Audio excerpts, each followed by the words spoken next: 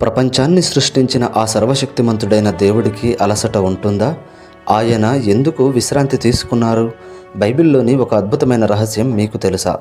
ఆదికాండం 2:3 చెబుతుంది, దేవుడు తాను చేసిన సృష్టి అంతటి నుండి 7వ రోజున విశ్రమించి ఆ దినాన్ని ఆశీర్వదించి పరిశుద్ధపరిచారు. దేవుడికి విశ్రాంతి అవసరమా? కాదు. మన కోసం ఆయన ఒక క్రమాన్ని సృష్టించారు. నిర్గమకాండము 20వ అధ్యాయంలో దేవుడు మనకు ఒక సీరియస్ ఆర్డర్ వేశారు. విశ్రాంతి దినాన్ని పరిశుద్ధంగా ఆచరించండి. 6 రోజులు కష్టపడండి, కానీ 7వ రోజు అది మీ దేవుడైన యెహోవాకు అంకితం. మీరు మాత్రమే కాదు, మీ పిల్లలు, మీ ఇంట్లో వారు, ఆఖరికి మీ పశువులు కూడా విశ్రమించాల్సిందే.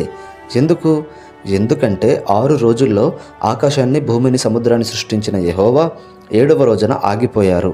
ఆయన ఆగిపోయింది అలసట వల్ల కాదు, ఆ రోజును ఆశీర్వదించడానికి.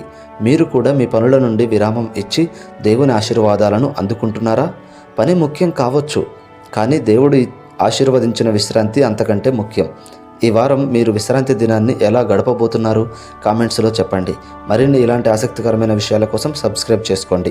ఇక్కడ చిన్న గమనిక, పాత నిబంధనలో ఇజ్రాయేలు ప్రజలకు ఇచ్చినటువంటి విశ్రాంతి దినం శనివారం.